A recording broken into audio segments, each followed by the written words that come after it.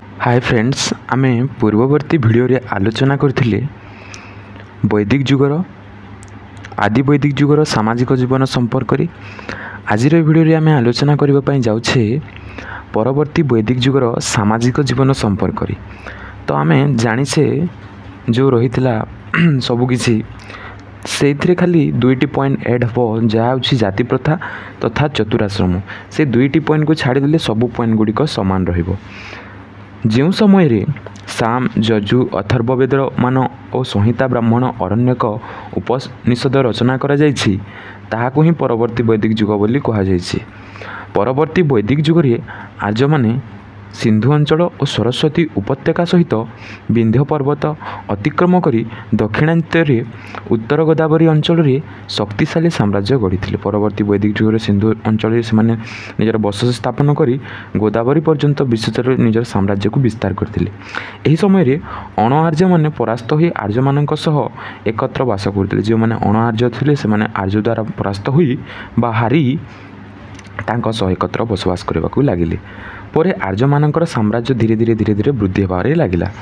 सामाजिक जीवन परवर्ती वैदिक जुग रे समाज जटिल रूप धारण कला। समाज रे ब्राह्मण्य प्रथार ब्राह्मण्य मानकर आधिपत्य विस्तार है। ऋग वैदिक जुगर सरलता क्रमशः अंतर्हित हो पारिला। एही समय रे धीरे धीरे ताहा मध्य ह्रास होबारे लागला। से जो सरलता एही समय रे आर्य समाज बहु परिवर्तन होई गति करिथिला।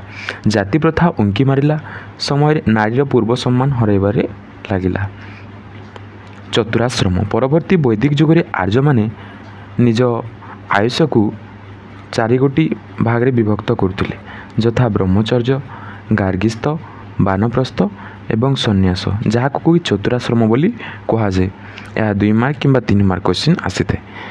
ब्रह्मचर्य अवस्था छात्र माने गुरुकुल आश्रम रे रही गुरुंक ठारू ज्ञान आहरण करुथिले एवं गार्गिस्थ अवस्था आर्य माने विवाह करी सांसारिक बंधन रे व्यस्त रहुथिले।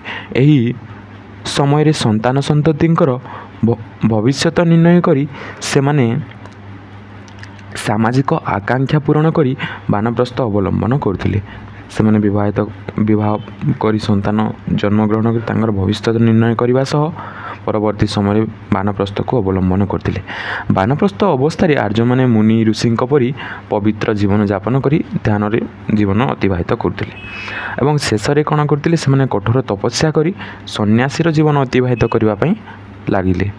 जाति प्रथा आदि वैदिक जुग रे सृष्टि होता सामाजिक श्रेणी गुड़िक परवर्ती वैदिक जुग रे कर्म भित्ति निर्दिष्ट है, किंतु पूर्व रे गुणकर्म अनुसार होता एवं परे ताहा वंशानुक्रमिक होबारे लागिला। 4टी जातिर विभक्ति होइतिला। से माने ले ब्राह्मण, क्षत्रिय, वैश्य, शूद्र। जो माने देवादेवी पूजा प्रार्थना जागयज्ञ आदि धर्म कार्य कले से माने ब्राह्मण नाम रे परिचित होइतिले। द्वितीय रे जो माने देश रक्षा कार्य कले तथा राज्य जय प्रजापालन आदि कार्य कले से माने क्षत्रिय नाम रे परिचित हेले।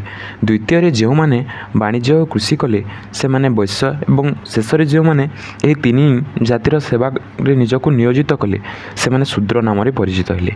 जातिर अभ्युदय घटितला फल रे समाज जटिल रूप धारण करथिला। समाज रे अनेक कुसंस्कार देखागला एवं एहा व्यतीत शूद्र माने समाज रे अस्पृश्य बोली विवेचित हेले।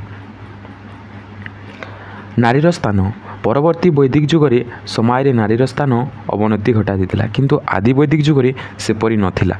आदि वैदिक जुग रे समस्त सुविधा सुजोग पाउथिले नारी माने राजनीतिक संपत्तिगत अधिकार रु मध्य परवर्ती वैदिक जुग रे वंचित हेले। समाज रे बाल्य विवाह, बहु विवाह प्रथा, यौतुक प्रथा, परदा प्रथा, सतीदाह प्रथा आदि कुप्रथा गुड़िक प्रचलित थिला। नारी मानकर सामाजिक मिलामिशा को निषेध करागला। परवर्ती वैदिक जुग रे परिवार पाई कन्या संतान अशुभ बोली मने करागला। समाज रे कोन हैला नारी माने तांकर स्वाधीनता धीरे धीरे हराइबारे लागिले। शिक्षा परवर्ती वैदिक जुग रे शिक्षा एक गुरुत्वपूर्ण भूमिका ग्रहण कला। ताहा आदि वैदिक जुग रे मध्य थिला, किंतु परवर्ती वैदिक जुग रे वेद अध्ययन सह उपनिषद, व्याकरण, गणित शास्त्र आदि मध्य शिक्षा प्रदान करागला। ଉପନୟନ ପରେ ବିଦ୍ୟାରମ୍ଭ ପାଇଁ ଗୁରୁକୁଳ ଆଶ୍ରମରେ ଶିକ୍ଷା ବ୍ୟବସ୍ଥା କରାଗଲା। ସେଠାରେ ପୁରାଣ, ବ୍ରହ୍ମବିଦ୍ୟା, ବିଜ୍ଞାନ, ଜ୍ୟୋତିଷଶାସ୍ତ୍ର, ଗୋପାଳନ, କୃଷିକାର୍ଯ୍ୟ ଆଦି ବିଷୟରେ ଶିକ୍ଷା ପ୍ରଦାନ କରାଯାଉଥିଲା। ଅବସର ବିନୋଦନ। ପରବର୍ତ୍ତୀ ବୈଦିକ ଯୁଗରେ ଆର୍ଯ୍ୟମାନେ ସଙ୍ଗୀତ, ବାଦ୍ୟ, ରଥ ଦଉଡ଼ି ପ୍ରତିଯୋଗିତା, ପଶା ଖେଳ, ମଲ୍ଲଯୁଦ୍ଧ, ଅଶ୍ୱଚାଳନା ଆଦି ଦ୍ୱାରା ଅବସର ବିନୋଦନ କରୁଥିଲେ।